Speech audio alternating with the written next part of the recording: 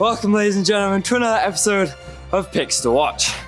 This split, the finals will be making their way to Athens in Greece, with the home of the Olympic Games. To do that, we gotta go through the playoffs, which is on a new patch 9.16. So without further ado, let's jump straight into it. First up, the purple madman Dr. Mundo has been let loose on Summoner's Rift, and after buffs throughout the year, finds himself in the jungle. Mundo will go where he pleases. Though still a potential flex pick in the top lane, the current meta revolves around junglers that can skirmish and generate early power. And Mundo is exactly what the Doctor ordered, with one of the fastest clear speeds in the game.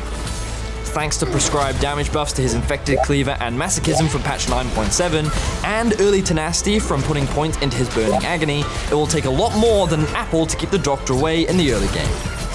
The absolute mad purple lad is quite the dueler, especially when facing AP heavy comps thanks to the healing from his passive Adrenaline Rush and his ultimate Sadism.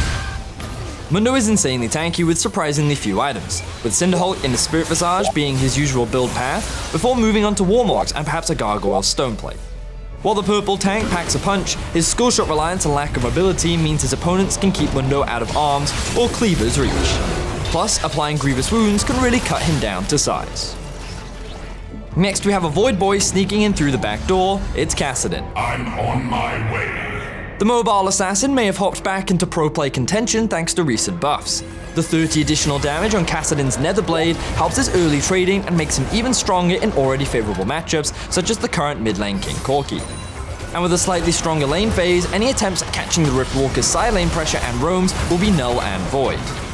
Though, Kassadin is still a scaling monster, and is at his scariest once he reaches level 16, at which point any squishy champion in the backline of a teamfight will see their health bar deleted in the blink of an eye. Still, the balance of power must be preserved, as Kassadin has to learn to Riftwalk before he can run. Though Fleet Footwork offers him more sustain in lane, Kassadin is still at his weakest in the early game, and needs to reach his core items in Rod of Ages, Lichbane and Zhonya's before he can really make an impact. Then sneaking into our list with honor, we have Shen, the Eye of Twilight. Enforced equilibrium. The leader of the Kinku receives some buffs this patch to his mid to late game trading power, which should make him more favorable in some of his closer matchups. Shen is strong at early levels, which allows him to push and support his jungler if need be. Though always seeking equilibrium, the real strength of the ninja is supporting any of his teammates at a moment's notice with Stand United. Whether from the top lane or support, it's crucial that Shen utilizes his global ability whenever possible, leveraging its lower cooldown than teleport and snowballing his own lane by adding an advantage to small skirmishes. Rather than dashing into the spotlight of teamfights, Shen prefers to lurk in the shadows of the side lanes where he can soak up pressure until his teammates are in need. Not all heroes wear capes, especially not ninjas, but Shen likes to start off with Sunfires anyway, before typically building Titanic Hydra, Spirit Visage, and any other tanky items that he may need. While Stand United and his Taunt Shadow Dash are extremely strong abilities, failing either of them can be costly. Without them, Shen is rather ineffective and will surely lose the duel.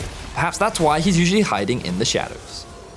Now, our final champion receives some hefty buffs on 9.16 and is of course the greatest mid laner to ever grace the Rift. With his unbridled strength, few can handle the might of this being of darkness. It's none other than... What do you mean we have to stop the video? Fine, maybe next time. That does it for this episode of Picks to Watch. If there are any other fun or interesting champions that you think could show up in playoffs, be sure to go into the comment section below and let me know what they are.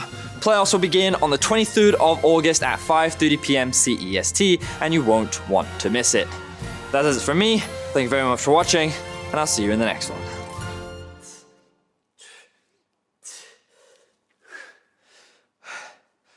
Okay. Ready? Welcome, ladies and gentlemen.